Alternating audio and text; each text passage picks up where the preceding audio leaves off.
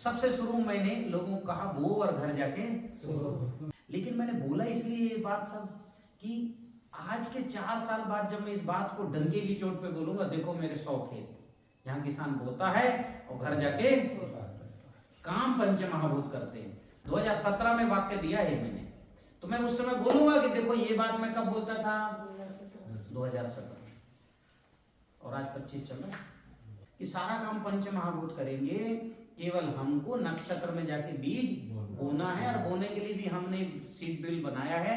उसमें गेहूं भरो, चावल धान भरो, कुछ भी भरो, बस ऐसे हाथ से पकड़ के खींचा जाए।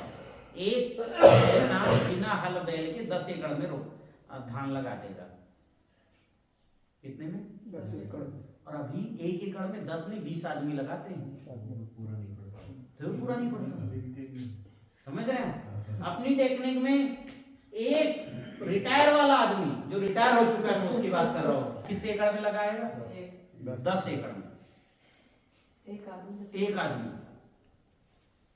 बस उसको धान भरना है, और वो बड़ा हल्का सा गड़चकली है, ड्रम है, कुल मिला के ढोला खींचना है बस उसको। बस नक्षत्र में, और घर जाके काम कौन करेगा? पंचमहाभूत। और प्रोडक्शन भी आएगा 30-35 क्विंटल। अभी एक किसान जो मेरी 10% बातों को मान रहा है, लेकिन उसका मक्का देखा मैं, 4 मक्के लगे। कितने? ऊंचाई 12-13 फुट। वीडियो है, मैं डालूंगा एक आध 13 फुट ऊंचाई। मक्के कितने लगे? 4। मैंने उसको बोला भाई कि तू पूरा 100% नहीं 80% भी कर लिया ना, 6-7 मक्के लगेंगे इस खेत में। बस वेराइटी यही रखना, खेत भी यही रखना।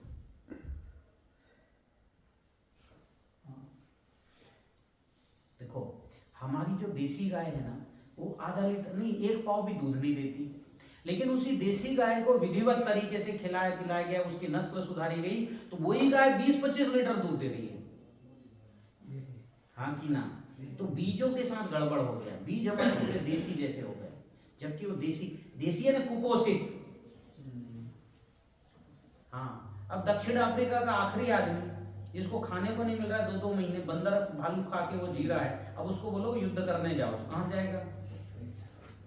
वो कुपोषण भी उतना ही खतरनाक जितना जहर। वैसे हमारे सारे बीज कुपोषित हो गए पिछले 50-60 साल में, तो अब बीज नहीं रहे, वो पता नहीं आखिरी का वो बन गए, बच गए बस।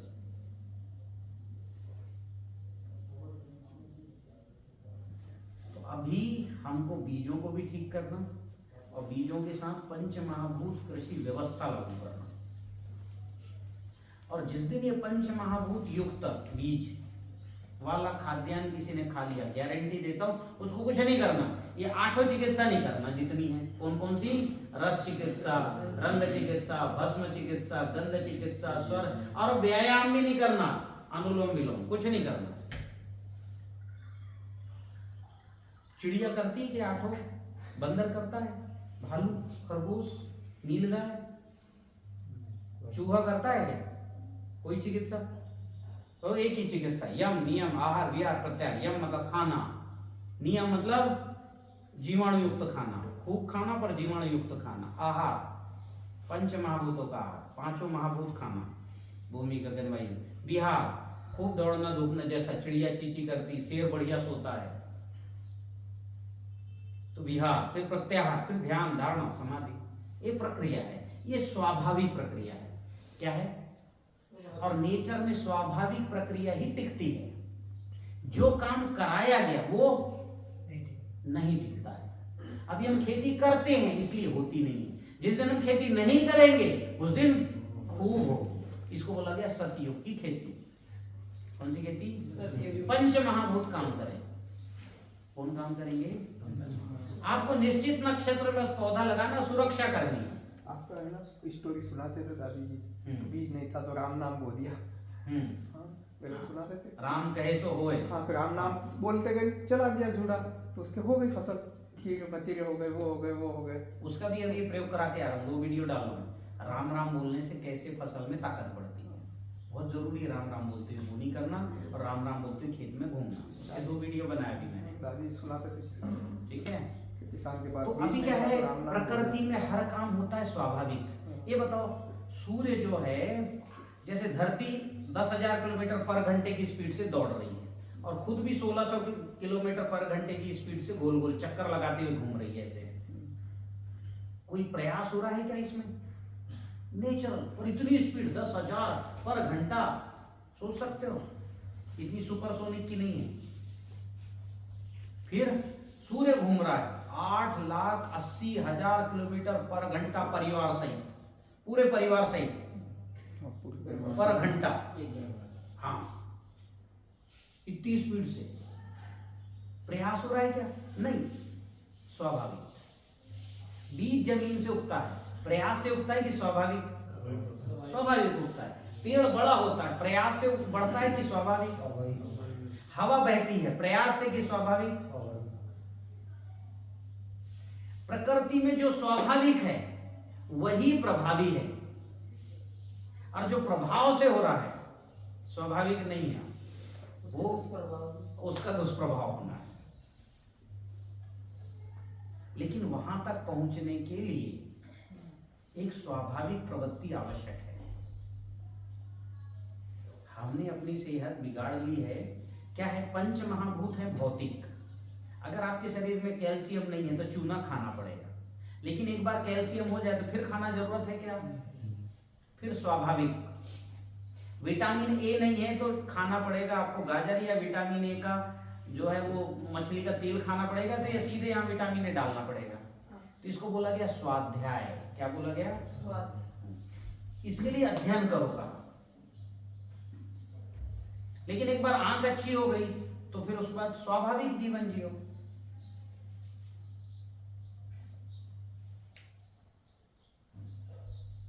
तो ऐसे खेती भी स्वाभाविक होना चाहिए।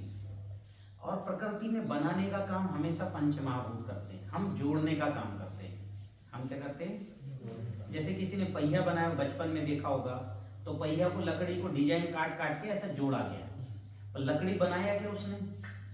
लकड़ी बनाने का काम हमेशा किसने किया? पंचमहाभूत। कौन करता है? पंचमहाभूत। तो निर्माण पंचमहाभूत करते हैं, और जोड़ने का काम कौन करता है? इंसान करता है। ठीक है, तो हमें पंच महाभूतों के शरण में जाना पड़ेगा। किसके शरण में? हाँ, हाँ, निर्माण के लिए।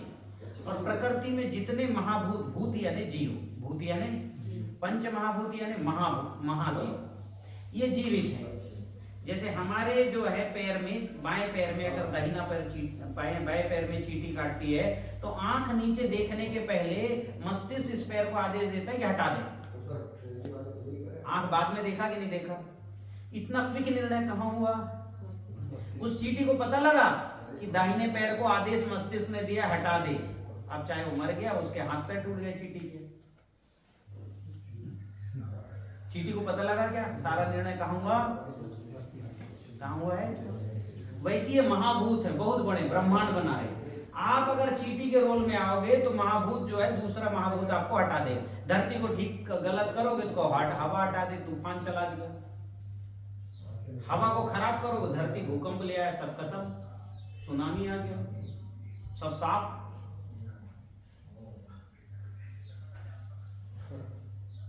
तो ये महाभूत है, ये कहाँ निर्णय ले रहे हैं हमें नहीं पता, पर देख तो रहे हैं। हाँ कि ना? ये हमने सिद्ध कराया। 2-3 लोग नए आए हैं तो अभी मैं करा देता हूँ।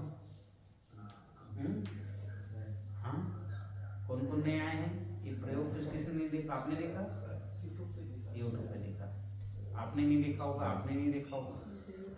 एक स्टील या उसके गिलास में पानी लाओ, कांच के गिलास में, कांच भी चलेगा। ठीक है, एक प्रयोग करा देता हूं ताकि ये दोनों की जो है वो खुल जाए जरा, दो लोगों पे, कि महाभूत यानी भूमि, गगन, वायु, अग्नि, नीर, ये हमारी बात को सुनते हैं। क्या करते हैं? सुनते। पूरा भर के लाओ।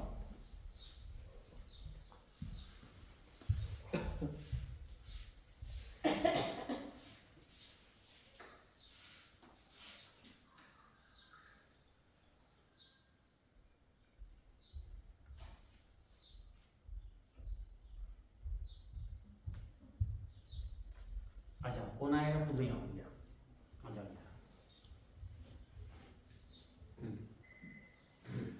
खड़े हो जैसे। अभी देखो ये प्रयोग मैं कराता हूँ, मुट्ठी बंद करो। हाँ, मेरे ताकत को रोको, रोको, मैं दबा रहा हूँ। आप ऐसे रखना, हाथ सीधे रखना है ना, और मैं दबा रहा हूँ, रोकना है आप, है ना। हाँ, रोको, और काफी हद तक मेरे ताकत को रोक लिए, है ना। सुबह सुबह चना खाए तो नहीं रोक रहे हो, अब जोर से रोको, और ये मेरे ताकत को काफी हद तक रोक रहे है ना। हाँ ठीक है, ये पानी एक घुट पियो ऊपर से, दे दो उनको ग्लास। अभी पानी पीने से तुम्हारी ताकत बढ़नी चाहिए घटनी चाहिए? बढ़नी चाहिए घटनी चाहिए? बढ़नी चाहिए। हाँ हाँ, अब मेरे को बताओ बढ़ी है कि घटी? हाँ रोको। हाँ, बढ़ी है कि घटी है? क्या अनुभव आ रहा है? बढ़ी है, सच्ची में बढ़ गई है थोड़ी, कि एक्स्ट्रा ताकत लगा है? थोड़ी कम, अब जाके सही बोला, थोड़ा सा थोड़ी सी घटी है। हाँ, अब ये पानी दोनों हाथ से पकड़ो, ऐसे पकड़ो, ऐसे। हाँ, पानी से आपको बात करना है, वो इससे बात, इस इधर देखो पानी की तरफ, बोलो हे गंगा माँ, यह जल मेरे शरीर के पोषण के लिए है, कृपया अपनी शक्ति प्रदान करें, हे ईश्वर इस कार्य में मेरी सहायता करें। अभी एक घूंट पी लो पानी, ऊपर से। हाँ, कुछ और भी लोगों को प्रयोग कराना, दे दो, और थोड़ा पीना हो तो पी लो, चाहो तो, ठीक है, दे दो। फिर से वैसे ही हाथ करो, और फिर से वैसे मेरे ताकत को रोको, मैं दबाना शुरू करता हूँ, रोको रोको रोको, दबा रहा हूँ, रोको रोको, दोनों हाथ से दबा रहा हूँ। कितनी बड़ी बड़ी पक्का 100%। आपने क्या किया? उनसे बात किया, ये प्रार्थना, यही तो किया, हे गंगा माँ यह जल मेरे शरीर के पोषण के लिए। अब ये प्रयोग मेरा नहीं, बैठो, ये प्रयोग है मासारू इमोटो का। इसका प्रयोग है मासारू इमोटो का प्रयोग है कि अभी रुक जाओ, और प्रयोग करना है। अब ये जो है जैसी बोला, इसके जो हैं क्रिस्टल बड़े सुंदर हो गए। क्या हो गए? हाँ, मेरा एक पुराना लीफलेट होगा तो उसमें मैंने उसकी फोटो छपवाई है, बड़े सुंदर। अब यही प्रयोग अगर जो है पानी को बोल दो तुम अच्छे नहीं हो, तो उसके क्रिस्टल बदरंगे हो जाएंगे। और ये प्रयोग मैं पानी नहीं, मिट्टी से भी करवाया, हवा से भी करवाया। एक प्रयोग तो इन्होंने किया, आपका प्रयोग सुनाओ, आ जाओ। ये तो भाई आदमी पर कर दो, वो तो भोंडा काला बिल्कुल। बड़ा दिख रहा है, तो हाँ, तो उसका भी मन नाराज हो खराब जाएगा हाँ, वो। बिल्कुल। अरे इन्होंने कहते भाई साहब अभी ये जो है ये 2 महीने से जुड़े हुए, क्या किए तुमने बताओ? मैं 2 पहले समस्या क्या थी? समस्या थी, जो बोरवेल का पानी था खारा था, खारा पानी। खारा। फिर मैंने YouTube पे देखा गुरु जी का कि 10 लीटर गौमूत्र, देसी गाय का गौमूत्र और ऊर्जा जल, पहले मैंने आग्नेहोत्र करा कर को, गुरु जी ने बताया था YouTube पे से। फिर वो 10 लीटर में पानी लिया और उसमें वो ये भस्म, अग्निहोत्र की भस्म डाली और पीट के डाली उसमें, रात भर रख दिया, सवेरे वो दोनों मिक्स किया और डाल दिया मैंने आमोशा के। वो पानी उस दिन मोटर नहीं चलाया, फिर दूसरे दिन चलाया, फिर ऐसे पूर्णिमा किया हमने। तो दूसरा महीने को जो पानी पी के देखा मैंने, तो पानी का मीठा बना आया था 50%, और पानी का स्वाद थोड़ा बढ़ गया है। और एक मुझे एक महीने पता था, अभी मैंने पपीता लगाया, कोई दिखाया भी था, मैं खेत में गया कि मैं एकदम ऐसा उदास सा रहता था। आपने क्या बोला था, जमीन को भी प्रार्थना करो, तो पपीता तोड़ने को आने वाले थे 2-3 दिन पहले, तो मैंने क्या किया, पपीता को भी मुझे प्रार्थना की और भूमि को भी। ये देखो कितना माल निकला था। अच्छा, 2 दिन बदल गया क्या? नहीं, माल तो था, पर माल पिक नहीं रहा था। आपने बोला अग्नि पिक नहीं रहा था, मतलब पक नहीं रहे, पक नहीं रहा था, देखो अब पकने लग गए। देखो कितना माल है, देखो भैया पकने लग गए इनके माल, पक नहीं रहे थे, पक नहीं रहा था, 30 क्विंटल निकला था। क्या बात है, दिल से क्या। हाँ जी, मैं क्या कि उदास बैठा था, वो एकदम से नेगेटिव रहता था, और जब से मैंने वो वीडियो देखा तो मेरे को फर्क, बात करना शुरू किया। हाँ, मैं जब भी पानी पीता हूँ ना तो गंगा मैया को प्रार्थना करके पीता हूँ पानी, इसलिए यहाँ बैठे हो आप। हाँ 5-6 साल पहले गुरुजी हमारे खेत में एक मुस्लिम भाई आए थे, यमुनानगर के रहने वाले थे।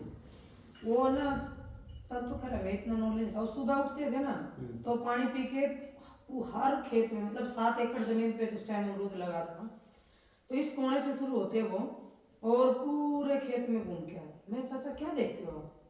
अरे बेटा मैं हर पौधे से बात करता हूँ, मेरा बच्चा कोई अस्वस्थ तो नहीं है। उन्होंने वो पूरे खेत में बात करते आते थे और अपना राम का जो उसका नाम था बोलते बोलते बोलते पूरे खेत की परिक्रमा लगाते थे। तो ये क्या है, ये प्रत्यक्ष प्रयोग है, मैंने सैकड़ों किसानों को करवाया है, सबको रिजल्ट मिले। ये क्वांटम फिजिक्स के रिजल्ट है। एक रिजल्ट जो है लेखराम जी के यहाँ का भी है, जो क्वांटम फिजिक्स की विशेष उपयोग प्रयोग हो गया। इनके एक खेत में भयंकर फंगस था, तो बाकी खेत में फंगस तो चले गए, लेकिन उस खेत का फंगस नहीं जा रहा था। ठीक है, और ये चंडीगढ़ की मेरी मीटिंग में आए थे, तो वहां मैंने वराह अवतार का स्तोत्र, वराह रक्षा स्तोत्र आता है, वो पढ़ने को और प्रार्थना करने को बोला। अब वराह रक्षा स्तोत्र यानी कौन? वराह विष्णु जी क्या होता है? भगवान विष्णु क्या होता है? क्यों लिए? धरती की रसातल, रसातल यानी दुर्गंध में डूब गई थी, दुर्गंध ही दुर्गंध, क्योंकि उस समय दुर्गंध खाने वाला कोई जीव नहीं था धरती में। तो दुर्गंध बढ़ेगा कि घटेगा? मतलब दुर्गंध का कोई फंगस ना रहे, बैक्टीरिया ना रहे, फंगस बैक्टीरिया कोई जीव भी नहीं रहे, गिद्ध और सुअर भी, तो क्या होगा? दुर्गंध बढ़ेगा, लगातार बढ़ेगा, कि उसको डिकम्पोज करने वाला कोई नहीं। तो जब लगातार फंगस, वायरस, बैक्टीरिया बढ़े और जीव मरे और कोई उनको खाने वाला नहीं, तो धरती पूरी दुर्गंध से भर गई। तो उस दुर्गंध के बीच में उन्हीं अणुओं से अपना शरीर बनाया, किसने? भगवान विष्णु ने।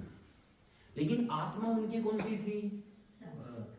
शुद्ध पवित्र आत्मा विष्णु की थी। और उन्होंने क्या किया, उस शरीर में वो दुर्गंध को खाने वाले जीवों को उत्पन्न किया। यानी खुद भगवान विष्णु का शरीर किसका बना? दुर्गंध को खाने वाले। और उनके पेट में भी कौन से सूक्ष्म जीव लाए? दुर्गंध को खाने वाले। तो दुर्गंध को खाने वाले फंगस, दुर्गंध को खाने वाले बैक्टीरिया, दुर्गंध को खाने वाला जीव, तीनों उसी स्टेज का। अब वो जहां जाएंगे तो दुर्गंध ढूंढ ढूंढ के खाएंगे। चूंकि उनके पेट में भी दुर्गंध खाने वाले बैक्टीरिया, तो दुर्गंध बचेगा क्या? इसलिए सुअर के मल मूत्र में कभी दुर्गंध नहीं आया। और सुअर का मल को भी गुड़ में मिला के मैंने रखा, साल भर भी रखा, कोई दुर्गंध नहीं। सुअर का मांस, उसको भी मैंने गुड़ में मिला के रखा, कभी दुर्गंध नहीं आया। और वृक्षायुर्वेद का यही फार्मूला, कुणव जल, जिसमें सुअर का मांस, मेद, मज्जा गुड़ में मिला के रखा जाता है। और उससे कितने बैक्टीरिया? तो 1000-1200 से ऊपर बैक्टीरिया, फंगस, कुणव जल। क्योंकि उसका मांस जितना फर्मेंट होगा, अभी मांस फर्मेंट होगा तो सुगंध आएगा कि दुर्गंध? क्योंकि उसमें दुर्गंध वाले जीव उत्पन्न होंगे। लेकिन सुअर के मांस में दुर्गंध वाले जीव उत्पन्न होने के पहले ही उनको खाने वाले हैं, तो दुर्गंध आएगा कि जाएगा? और ये घोल डाल दो किसी भी खेत में डाल दो, तो वहां भी दुर्गंध खाने वाले बैक्टीरिया आएंगे, बचेगा कुछ क्या? तो भगवान विष्णु ने वराह रूप रखा, पूरी धरती में खोद खोद के दुर्गंध को खा लिया और पूरा कुनबा बढ़ा दिया है। हाँ, तो विष्णु जी आए तो लक्ष्मी भी आ गई सुअर का रूप लेके। भैया हम कैसे बगैर रहेंगे? तो विष्णु लोग जा ही नहीं रहे, उसी दुर्गंध में जो है कुनबा बढ़ा लिया। तो फिर शिव जी को एक बड़ा पक्षी का रूप लेना पड़ा, जो उसको पकड़ के ले गया वो अंतरिक्ष में, और उसको पटक के जो है बोले तू कहाँ है, चल वापस जा। तब फिर विष्णु जी ने शरीर छोड़ के अपने लोक में गए। ये कहानी बताता है कि हमारे पूर्वज जानते थे कि दुर्गंध खत्म करने वाला जीव सुअर है, इसलिए उसके मांस को खाने की परंपरा थी। हाँ, क्योंकि कोई भी मांस खाओगे तो शरीर में क्या फैलेगा? और सुअर के मांस में खत्म करेंगे। इसलिए हमारे पूर्वज शिकार किसका करते थे? आप बताओ किसी का और करते हो? ये तो दुनिया भर का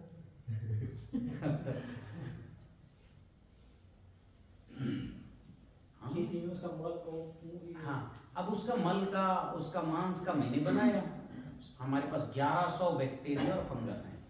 कितने? हाँ। अब मैं किसी को बोलूंगा सुअर का मलमूत्र तो मेरे पर केस लग जाएगा, बोले गुरुजी ये जो है वाइल्ड लाइफ के अगेंस्ट जो है। गुरुजी उन पे आप जो रोज काट रहे हैं हैं? और शहर में सुअर काटने वाले, मुर्गे काटने वाले, उनके नहीं लगता। हाँ, पर अपने पर तो लग जाएगा, मैं तो बोलने पर भी लग जाएगा। हाँ। वाइल्ड लाइफ है ना, एंटी वाइल्ड लाइफ एक्ट। तो अभी हमने जो है ऐसे मृत सुअर के मल मूत्र मांस मज्जा इन सब से, इसकी बड़ी लंबी कहानी है। हमारा जो भी बैक्टीरिया बनता है लार से बनता है। इस शरीर का सबसे महंगा पदार्थ है लार, क्योंकि लार ही वो अणु है जो पेट में जीवाणु उत्पन्न करता है। इसलिए आप खट्टा खाते हो तो खट्टा लार आता है, मीठा खाते हो मीठा आता है, और जिसको लार ही नहीं आता वो तंबाकू खाता है। क्योंकि शरीर को पता है लार का स्टॉक 10 ml है। अब आप चाहे दाल चावल से लार निकाल लो, चाहे ड्रम स्टिक की सब्जी से निकाल लो, समझ रहे हो, चाहे भट्टा आलू भट्टे से निकालो, टमाटर से निकाल लो, या तो फिर सुपारी। तो जो सुपारी खाता है उसका लार खाना खाते समय नहीं निकलता, क्योंकि दिमाग को पता है इसके बाद जो ये खाएगा उसके लिए सुरक्षित रखो, क्योंकि बिना लार का सुपारी नहीं पच सकता, और तंबाकू टॉक्सिन्स है ना, तो उसके लिए बचा के रखता है। और इसलिए जो तंबाकू खाता है ना वो पागल हो जाता है, क्योंकि लार निकला नहीं, तो दिमाग बार बार उसको कहता है वो खा जो तू खाते रहता है, खा खा, और जब खाता है तभी उसको लार निकलता, तब शांति। ये बात तो सुनी है, खाना खाने के बाद या तंबाकू नहीं खाऊंगा तो बच्चे को पेट अजीब में कहते हैं। वो तो है ही। अब इसके पीछे का साइंस ये है। तो लार ही मुख्य हमारे सबसे महत्व, लार हमारी सबसे बड़ी कोशिका मस्तिष्क में, उसी से निकलता है वो सब। मस्तिष्क की जो बड़ी बड़ी कोशिका है ना, उससे जो कोशिका द्रव्य के अंदर से निकलता है वो सबसे महंगा द्रव्य है, और वही तय करता है आपका भोजन कैसे पचेगा। इसलिए बच्चा माँ का दूध पिए या ना पिए, अगर उसका लार बन रहा है तो उसका भोजन बनने। इसलिए आप देखो बच्चे के मुख में सबसे ज्यादा लार बनता है, क्योंकि उस समय सबसे ज्यादा लार की जरूरत है, क्योंकि बैक्टीरिया कम है, तो लार ही उनको पचाने का काम करता है। फिर धीरे धीरे पेट के सारे बैक्टीरिया डेवलप होते हैं। एक और अंदाज कीजिए, जो बचपन में बहुत जिसका लार बहा है ना वो बहुत बुद्धिमान निकला है। आप देख लो गांव में जितने बुद्धिमान लोग हैं उनका बचपन पूछना, लार बहता था क्या इसका? हाँ बहता था। जिसने बावड़ा कहते हैं, हाँ है, इसको ये कहते हैं सुगला है तो लाल पड़ी है। हाँ, वो विशेष बुद्धिमान निकला। कुछ पूरा बोल पता नहीं कि बचपन में निकलता है कई लोगों का। अभी मैं वापस आता हूँ विषय पर कि इस प्रकृति में जितने भी ऐसे जीव हैं सबका एक रोल रहा है, और इस रोल को कंप्लीट करने के लिए भगवान विष्णु खुद आए। पहले पानी बहुत बढ़ गया, जीवन की उत्पत्ति कहाँ हुई? पानी, समुद्र में। और पता है समुद्र कहाँ के समुद्र में? यही हिमालय के समुद्र में। जहाँ हिमालय ना वहाँ का भी समुद्र हुआ करता था, उथला 33 सागर, वहाँ जीवन की उत्पत्ति हुई। क्यों हुई? क्योंकि वहाँ सारे अणु थे अमीनो एसिड बनने के। तो हमारा डीएनए, हमको नमक क्यों पसंद है पता है? क्योंकि हमारा डीएनए पैदा ही हुआ समुद्र में, तो जहां वो पैदा हुआ वो खाने को मिलेगा, कितना खुश होगा। आप कुछ भी खा लो, नमक ना खाओ, नमक खाती आपको लगेगा और खाऊं और खाऊं, हाँ कि ना? क्योंकि हमारा डीएनए पैदा कहाँ हुआ है? समुद्र, नमक के बीच में। इसलिए नमक, और इसलिए नमक के लिए नौकरी करते थे लोग। नौकरी शब्द ही नमक से आया है। मतलब नमक इतना पावरफुल था कि उसके लिए लोग जीव चोरी करने को तैयार थे, और शाम को इतना सा नमक निकाल के दे देता था, ले। क्योंकि उस समय मध्य प्रदेश के आदमी को नमक गुजरात में बनता है, पता ही नहीं था नमक कहाँ बनता है। पता हो गया कि जब आना जाना नहीं होगा तो नमक के लिए नौकरी सब शुरू हुई थी। और इसलिए कहते तुम्हारा नमक खाया है तो कर्ज, यानी कर्ज नमक का होता है, पैसे का नहीं होता है। ठीक है, इतना महत्वपूर्ण है। तो पहला जो है जीव हुआ समुद्र में, ठीक है। फिर ये समुद्र ही जो है ऊपर उठते गया और क्या बना? हिमालय। तो ये जो हिमालय बना, इसको गौर से देखोगे ना तो वासुकी नाग दिखेगा। एक तरफ देखिए कई जो जो अपने कैलाश पर्वत है उधर ना, इधर कई फन दिखेंगे। चित्र को ध्यान से देखना, गूगल से निकाल। और एक तरफ देखना उधर ब्रह्मपुत्र, उधर पूछ जैसा है, समझ रहे हो? जब समुद्र ऊपर उठेगा तो कुछ जीव तो मरेंगे, कई मछलियां मर गई, लेकिन कुछ जीव क्या होंगे, सरवाइव कर जाएंगे। जैसे वहां जो पानी का जो घोड़ा था वो रियल में घोड़ा बन गया, और वो घोड़ा किधर चला गया, उधर हूड़ और सक, यानी किधर, चाइना की तरफ। समझ रहे हो? मान लो उधर के लोग राक्षस प्रवृत्ति वैसी, तो आप देखो चाइना, दिखते गोरे गोरे सुंदर सुंदर, लेकिन खाते क्या है, मछली, मेंढक, कुछ भी खा जाते, खाते कि नहीं खाते, समझ रहे हो? हाथी इधर आ गया, घोड़ा उधर चला गया। भारत घोड़ों का देश नहीं, घोड़ा तो आक्रमण से आया, समझ रहे हो? और आप देखिए जितने भी ऐसी जो मतलब देवताओं और राक्षसों में बंटने वाली जितनी चीजें हैं, सब देख लो, जो जो उनके तरफ गया उधर चला गया। टेक्नोलॉजी वो ले गए, भवन निर्माण कला, टेक्नोलॉजी ले गए कि नहीं ले गए? बहुत सारी चीजें, हाँ टेक्नोलॉजी उधर गई थी। कौन सी टेक्नोलॉजी? राजा मोहनजोदड़ो, राजा मैदाना और ये सब थे ना, हाँ ये सब जो थे ना, ये टेक्नोलॉजी थी। वैदिक कालीन सभ्यता में टेक्नोलॉजी नहीं थी, क्योंकि टेक्नोलॉजी इस प्रकृति के नुकसानदायक है। आपने बिल्डिंग खड़ी कर दी, वो प्रकृति को अच्छा करेगा खराब करेगा। आपने रोड खड़ी कर दी, प्रकृति को अच्छा करेगा खराब करेगा। आपने बड़े बड़े मंदिर, मूर्ति खड़ा कर दिया, मूर्ति प्रकृति के ठीक है कि विरुद्ध है? बड़ी बड़ी मूर्ति खड़ी हो गई। तो जो वैदिक कालीन सभ्यता थी वो थी निर्गुण की, किसकी? हाँ उसकी, मतलब ध्यान, मतलब एक यज्ञ परंपरा वाली थी, और वो ध्यान परंपरा थी, शैव। इसलिए शिव बीच में बैठे, इधर के लोगों के लिए भी पूज्य, उधर के लोगों के लिए भी पूज्य। एक कहानी है पूरी है, इस पर मैं एक पूरा जो है एक पूरा का पूरा किताब जैसे ही प्रकाशित करने वाला हूँ, सप्रमाण। ठीक है, ये राक्षस और देवताओं की कहानी नहीं है। भगवान अगर जो है ब्रह्मा विष्णु महेश होते तो राक्षस को भी उतने क्यों प्राथमिकता देते? वो सब इंसान ही थे, लेकिन उनकी प्रवृत्ति अलग अलग थी। ये बताओ, जो कच्चे मांस, मुर्गे, मेंढक को खा जाए उनको क्या बोलोगे आप? यही बोलोगे ना। और भारत में क्या था? फल फूल कंद मूल। हमारे यहाँ जीवो जीवस्य जीवनम था, वहां जीव ही जीव को खाने, जीव ही जीव को भोजन कहा गया। वहां जीवों को खाओ, और हमारे यहाँ जीवाणुओं को खाओ। हम वही खाए, क्या है? होती नहीं थी तो खाएंगे कैसे? होती थी, बिल्कुल बिल्कुल। भारत को उस तरफ ही है, वहां भी हो सकता था। होने और नहीं होने का सवाल नहीं। गाय क्या वहां नहीं हो सकता? जब दक्षिण अफ्रीका दूर गाय थी, तो क्या हिमालय उस तरफ गाय नहीं हो सकती? वहां जीव ही जीव को खाने की परंपरा, हमारे यहाँ जीवाणु खाने की। पका आम क्या है? जीवाणु। पका अमरूद क्या है? जीवाणु। जितने पके फल क्या है? जीवाणु। गाय का मक्खन क्या है? जीवाणु। और फर्मेंटेड फूड क्या है? पूरा जीवाणु। दक्षिण भारत देखो, तो भारत में एक बहुत जो है, ये जो है एक सभ्यता की बड़ी लड़ाई हुई। और ये शिव ने दक्ष, उनके उस दक्ष का सिर काटा, बिल्कुल एक लड़ाई हुई, सब जेन्युइन। हमारे सभ्यता की लड़ाई शुरू से चली आई है। दोनों अलग अलग सभ्यताएं, अलग अलग खान पान, रहन सहन, और कुछ ऋषियों ने उसको ठीक करने की, एक करने की कोशिश की। तो वापस हम विषय पर आते हैं। मेरे कहने का क्या मतलब है कि हमको बीच में जो है भगवान कृष्ण ने इन परंपराओं को एकाकार करने की कोशिश की। ठीक है, वृक्षायुर्वेद भी 4 लिखे गए, 4।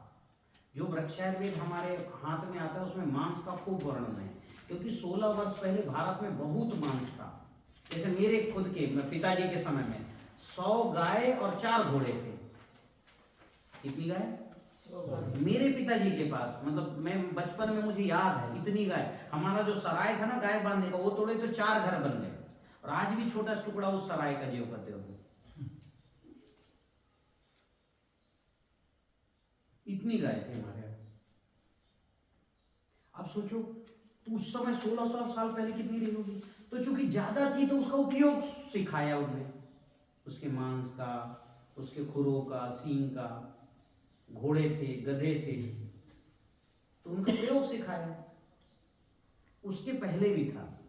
और मैं उन गांव में गया, उन ऋषियों को, जैसे भृगु ऋषि जिस गांव में हुए, कश्यप ऋषि का ग्रंथ, वहां मांस का वर्णन नहीं है। तो कश्यप जहां पैदा हुए, कश्याली गांव, जहां कश्यप ऋषि, और उसके जो है 150 एकड़ का एक भूमि है, चारों तरफ हिमालय है और बीच में बहुत सुंदर भूमि। और आज के 25 साल पहले वहां गोभी लगा दो तो इतना बड़ा गोभी होता था, बिना खाद डाले, क्योंकि चारों तरफ की पहाड़ी का बर्फ वाला बढ़िया वाला पानी आता था पेड़ों से, और जमीन वहां रहता था, तो अच्छी फसल नहीं होगी, क्योंकि वहां न्यूट्रिशन खूब रहता था। लेकिन अब वहां केमिकल डाल डाल के मिट्टी निगेटिव कर दी, यूरिया डीएपी, और वहां भी फसल इतनी सी बड़ी होती है। तो कश्यप ऋषि वहां रह के रिसर्च की, और उन्होंने किताब लिखा, कश्यपी कृषि सूक्त। जहां चरक जहां रहे, मैं उस पहाड़ के ऊपर खड़े होकर इधर देखा, चरक ऋषि जहां रहे, पराशर ऋषि जहां रहे, ऐसे पराशर ऋषि का ऐसे चरक है, और उसी बीच में जो बहुत अच्छी नदी है, तो वहां पर शकुंतला और दुष्यंत की प्रेम कहानी का वर्णन है, और वहीं राजा भरत पैदा हुए।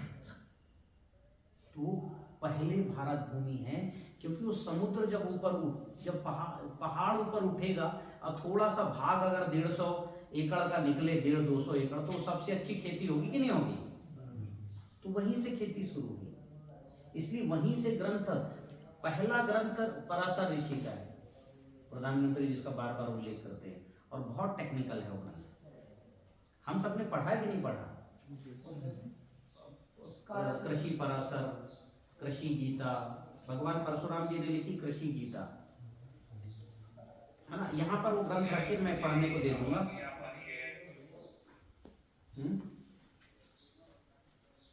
तो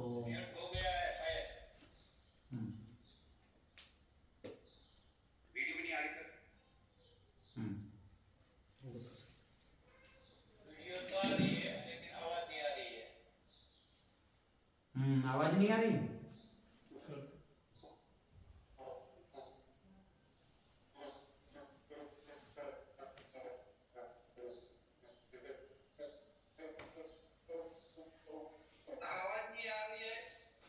आवाज ठीक करते हैं, चलो वाईफाई से कनेक्ट कर लियो। आ गया।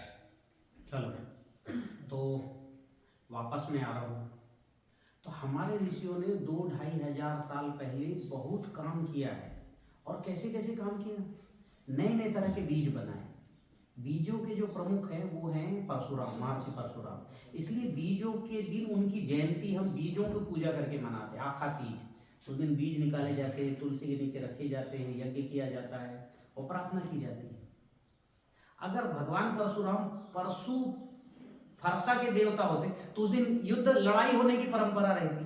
चलो आज परशुराम जैसे लड़ते हैं भाई। उस दिन बीजों की पूजा इसलिए होती है कि भगवान परशुराम बीजों के देवता थे, बीजों के प्रमुख थे, बीजों के ऋषि थे, समझ। इसलिए बीजों की पूजा होती है उनकी याद में। और उनको क्या बता दिया गया, फरसा ले और माँ को ही उनने गला काट दिया। मतलब उटपटांग, जिसका कोई लेना देना नहीं कहीं से। मतलब इतने उटपटांग पूरे दृष्टि ये फैलाए गए हैं। जब आदमी एक झूठ को 100 बार बोलता है तो प्रचलन में आ जाता है ना। तो प्रचलन सारे, मतलब भगवान परशुराम कृषि के वैज्ञानिक थे, उनको हमने कहां कहां बना दिया। और उस समय वास्तव में भारत में बहुत ज्यादा हिंसक पशु पक्षी रहते थे। तो ये परंपरा थी कि हमारे पास धनुष रखना और हाँ ये था। तो आप लेकिन उनकी आप ये रख रहे हैं सुरक्षा के लिए। जैसे आज AK-47 है तो अपन AK-47 वाला सैनिक थोड़ी ना कहेंगे। जैसे सॉफ्टवेयर इंजीनियर है तो इनके हाथ कंप्यूटर रख के थोड़ी ना दिखाएंगे, समझ रहे हो। ये तो इनके जीवन के लिए कर रहे हैं। तो उस समय जीवन का आधार कृषि था, और कृषि पर कार्य शुरुआत जो है भगवान परशुराम ने किया। उनकी कृषि गीता पढ़ो, बीजों का बड़ा अच्छा वर्णन है। और उन्होंने धान के बीज बनाए 50 से 60 हजार प्रजाति। आप देख लो भारत में कितने, हरियाणा का अलग धान, पंजाब, हरियाणा में भी हर गांव में अलग अलग धान। कौन ने बनाए इतने बीज भाई? और उन्होंने दक्षिण भारत में थे, केरल में, तो वहां उन्होंने केला बनाया, वहां उन्होंने सुपारी बनाया, वहां नारियल बनाया, हल्दी बनाया, चावल बनाया। ये सब सड़ते नहीं है। अगर पानी ना लगे, मोहनजोदाड़ो के समय का धान भात आज भी, चावल आज भी वैसे के वैसे मिला है मटके में। अगर पानी ना लगे तो चावल कभी नहीं चलता। तो ये बीजों के देवता थे। कौन? बीजों के वैज्ञानिक थे, देवता वैज्ञानिक से। अभी ये बताओ, एक और मैं आपको बताता हूँ जो है वृक्ष आयुर्वेद में एक और परंपरा थी, चित्तीकरण। किसी भी बीज की फूल का रंग बदल सकते हो, फल का आकार बदल सकते हो, फल का स्वाद बदल सकते हो। जब ये बताओ फूल का रंग बदल जाए, उसका आकार बदल जाए, फल का आकार बदल जाए और स्वाद बदल जाए, तो उसको नया नाम दोगे कि वही दोगे? मान लो अमरूद है, उसका आकार बदल जाए, लंबा होने लगे, ऐसा पतला, और वो मीठे के बजाय खट्टे हो जाए, और बीज का आकार बदल जाए, उसका फूल का रंग बदल जाए, तो उसको अमरूद बोलोगे कि इमली बोलोगे? नाम बदल दोगे कि नहीं बदल दोगे? तो इन्हीं बीजों से, और बीजों का रूप, रंग, आकार, गंध, सब स्वर और उसका स्वाद बदल के नए नए बीज बनाएंगे। आज का विज्ञान कर सकता है क्या? अमरूद की इमली बना सकता है? हाँ, अमरूद के पेड़ में प्लांट ब्रीडिंग करके इमली जरूर फला देगा, पर अमरूद की इमली बना सकता है? पर प्राचीन ज्ञान में बनाया गया, इसको बोलते चित्तीकरण। दक्षिण केरला का एक युवा काम कर रहा है, और अभी गया था तो वहां मिला है। मैंने उससे कहा कि तुम स्पेशल मेरे पास आओ। वो खुद ही ने बोला कि गुरुजी आपको मैं सुन रहा हूँ 2-3 साल से, अभी नागपुर का कार्यक्रम है ना, 15 दिन पहले वहां मिला था, तो इसी पर काम करा, चित्तीकरण पर। मैंने कहा तुम आओ, सही दिशा में काम करो, तुमको कुछ क्लू और देता हूँ। इस पर मैंने भी काम किया है पहले, मेरे 10-12 साल पुराने। आपने देखो अरहर के लंबे लंबे और ऊपर से नीचे तक, गुच्छे तक फली फली, देखा क्या किसी ने वीडियो? पहले खूब चलता था, फली ऊपर से ये लंबे लंबे, जबकि उसका बीज बड़ा छोटा था। एक मैंने मेरी पुरानी फेसबुक में डाला है, उसमें देखना, इस लाल भक, सफेद झक, काला धुस, हरा कच्च जो है, और फूल खिले मेरे खेत में, ऐसा एक वीडियो फोटो डाला है। वो चित्तीकरण के ही प्रयोग के नतीजे थे। आपने भी देखा होगा, भट्टे में गुच्छे में छोटा सा पेड़ है, गुच्छे में फल आए। हाँ, तो ये सब जो है प्रयोग उस समय जब मैं ये करता था, उस समय के प्रयोग है। और आज जैसे कुछ कुछ खेतों में भयंकर स्वादिष्ट फल आता है, जैसे लेखराम जी का कोटपुतली खेत आप चले जाओ, और चाहे उनकी मतलब वहां का जो है दूध दही खा लो या कुछ भी फल खा लो, आप खुशी से नाच उठो, इतना स्वादिष्ट। जब 1-1.5 साल पहले इनके यहाँ कार्यक्रम हुआ, मैंने इतना अच्छा लेक्चर दिया, व्यवस्था हुई, खेत भी बड़ा सुंदर था, लोगों ने खूब फल देखा, अच्छी गोभी लगी हुई देखा। पर आज भी लोगों से पूछो तुमको क्या अच्छा लगा, तो भाई खाना अच्छा लगा। जबकि खाना गौशाला में बैठा के, पानी भयंकर गिर रहा था, पूरे रात भर बारिश हुई, गौशाला में बैठा, तुम थे क्या उसमें? गौशाला में बैठा के खाना खिलाए थे। तो खाना हमने जल्दबाजी में, लेकिन स्वाद इतना गजब का था कि लोग सब कुछ भूल गए, खेत भूल गए, फसल भूल गए, मेरा लेक्चर भूल गए, क्या अच्छा लगा? खाना।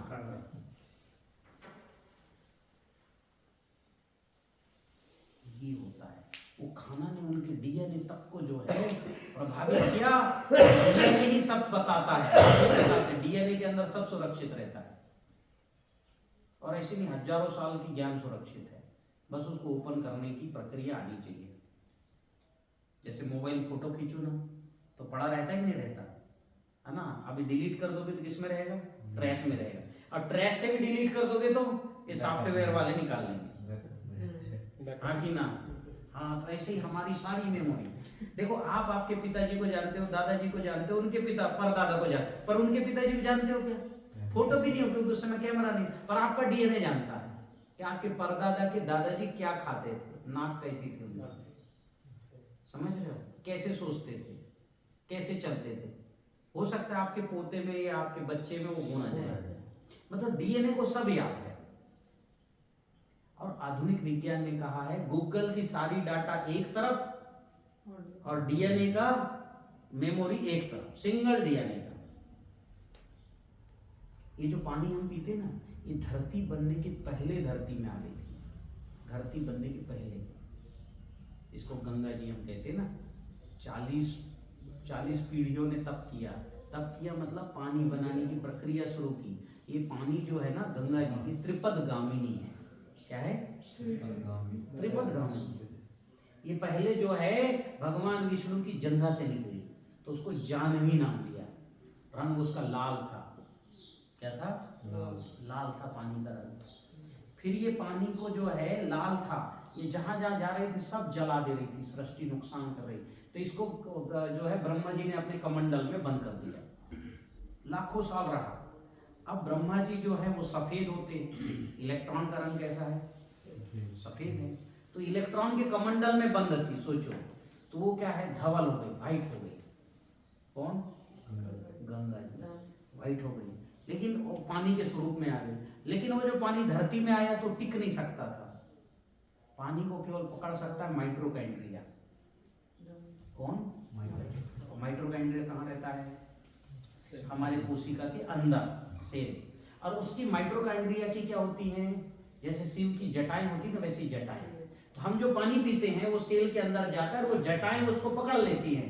फिर उस जो जटा ने पानी को अवशोषित की, वही एटीपी यानी ऊर्जा में बदल के और हमारे शरीर में एनर्जी में कन्वर्ट होती है। तो वो जो माइट्रोकाइंड्रिया की जो है जटाएं हैं, वो शिव जी की जटाएं हैं।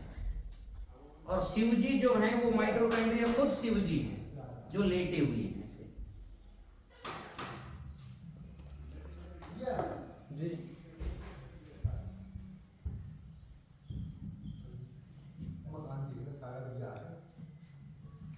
हाँ जी, कौन आए?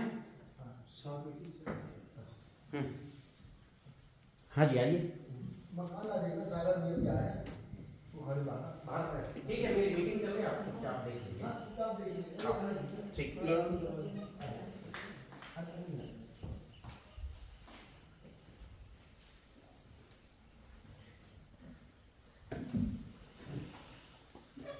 तो मैं किस विषय पे कर रहा था काम? माइट्रोकाइंड्रिया। हाँ आइए आप फटाफट देख लो। हाँ। तो त्रिपदगामिनी का मतलब समझ में आया कि जब जो है इलेक्ट्रॉन की जो है कमंडल में निकला तो उसकी स्पीड इतनी ज्यादा थी कि रुक नहीं सकती थी। आप देखिए पानी का धार किस किस को कट कर देता है? सब कुछ खत्म कर देता है। हाँ, और पानी जीवन भी देता है। सब चीज को लेके कौन चलता है? पानी। जल माइक्रोन्यूट्रिएंट को भी लेता है, रंग को भी लेता है, गंध को भी ले लेता है। गंध यानी अब देखो रहता है कि नहीं, जो भयंकर सड़ा नाला है दुर्गंध वाला, उसमें भी जीवन की उत्पत्ति कर देता है ना। मक्खी, मच्छर, इल्ली, सांप, बिच्छू की उत्पन्न करता है कि नहीं? जीवन उत्पन्न करता है। तो अब देखिए कि पानी हर जगह वर्किंग में है, चाहे वो दुर्गंध रहे तो सुगंध रहे तो जीवन वो हर जगह दे रही है। तो ऐसे जो है ऐसा जीवन देने का काम पानी कर रही है। धरती बनने के पहले ही पानी का अस्तित्व था। ठीक है, ये जो राजा सगर की और ये जो कहानी है, ये कहानी है माइट्रोकाइंड्रिया को पुनर्जीवित करने की, उसको ठीक करने की। तो माइट्रोकाइंड्रिया यही जो है, अब आपने देखा होगा कई लोगों को कि खूब प्यास लगता है, उनके शरीर में पंचमहाभूत चेक करता हूँ तो उनके शरीर में जल तत्व माइनस में रहता है, जल तत्व कम है। तो खूब पानी पीते पर यूरिन चला जाता है, शरीर प्यासा रहेगा, होठ फटे रहेंगे, बार बार प्यास लगती है किसी का अनुभव ऐसा कि बार बार प्यास लगती है, होठ फटे रहते, क्योंकि माइट्रोकाइंड्रिया में पानी नहीं रुक रहा है, जा नहीं रहा है। तो पानी आया चला गया, तो वो शरीर प्यासा है। उनको जो है ऐसे नदियों में डुबा भी दोगे तो भी पानी प्यास नहीं बुझेगा, क्योंकि उनका माइक्रो मतलब उनकी कोशिका पानी को अवशोषित नहीं कर पाती। तो उनको भागीरथ जैसा प्रयास करना पड़ेगा। ठीक है, अपनी प्रक्रिया में अत्यंत सरल है, केवल तुलसी का काढ़ा पियो, 15 दिन में प्यास बुझ जाएगी, ज्यादा से ज्यादा 6-7 दिन में ही बुझ जाए प्यास। क्योंकि माइक्रोकाइंड्रिया जो है ना तुलसी, ये ऊर्जा, इसकी जो ऊर्जा है वो नकारात्मक ऊर्जा को खत्म कर देती है, और वही ऊर्जा रोकता है, वो सब काम उसी का है।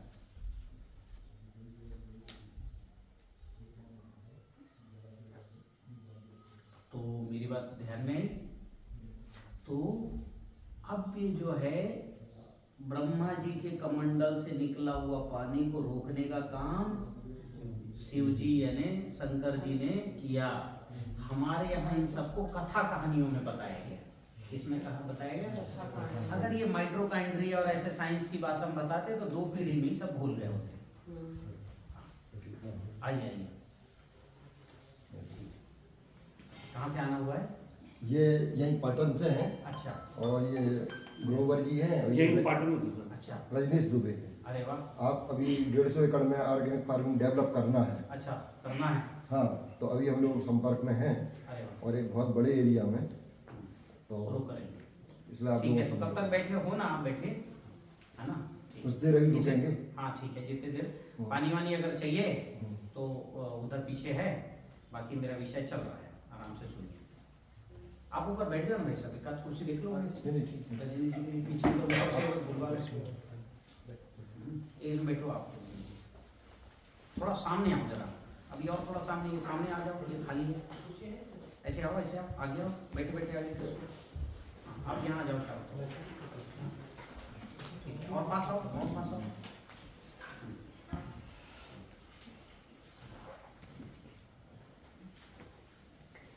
क्या है, बात करते समय मैं आंखों में देखता हूँ, और कोई अगर सोते दिखा, दाएं बाएं दिखा तो मेरा विषय बदल जाता है। ठीक है, तो जल अभी जल की उत्पत्ति माइक्रोटांडिया उसके ऊपर से चल रहा था ऊपर। हाँ। तो अभी क्या है, इस प्रकृति में जीवन को संपूर्ण करने का काम जल तत्व करता है। तो मैं इसकी प्रक्रिया पर अभी आपको ले चलता हूँ। ठीक है, थोड़ा टेक्निकल है लेकिन बहुत मजा आएगा। ठीक, तो इसको मैं बोर्ड से समझाता हूँ कि जल ही जीवन क्यों है। वो कहाँ है जरा? ठीक है, पूछने का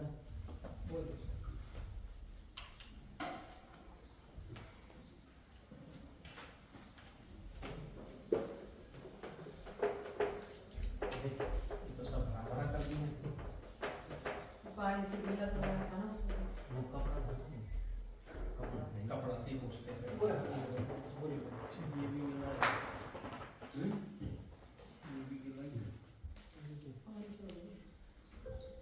तो अभी मैं आपको पंच महाभूतों की दुनिया में ले चलता हूँ कि खेती का काम पंच महाभूत करेंगे, किसान बोए और घर जाके ये जीवित कैसे और ये काम कैसे करते हैं, जल कैसे जीवन उत्पन्न करता है हर जगह। यदि आपने जल को शुद्ध कर लिया, सजीव कर लिया, तो हमारा बीज अंकुरित होना है, बढ़ना है, कोई कमी नहीं आएगी। ठीक है, भूमि को यदि आपने शुद्ध और सजीव कर लिया तो पोषण की कभी कमी नहीं आएगी, पोषण पूरा मिलेगा। ठीक है, गैप तो नहीं लेना, अपन 1 घंटे से बैठे ना ना सर, चल गैप तो नहीं लेना, आराम से बैठो। ठीक है, हाँ हाँ बिल्कुल, पीछे टेका लगा लो। अच्छा जो है उधर और होंगे, ऐसा लोड ले लो, पर इसको समझो जरा, ये महत्वपूर्ण विषय है। कैमरे को ठीक कर देना।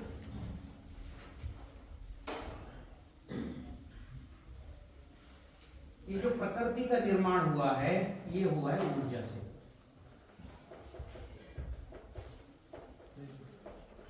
किससे हुआ है? ऊर्जा।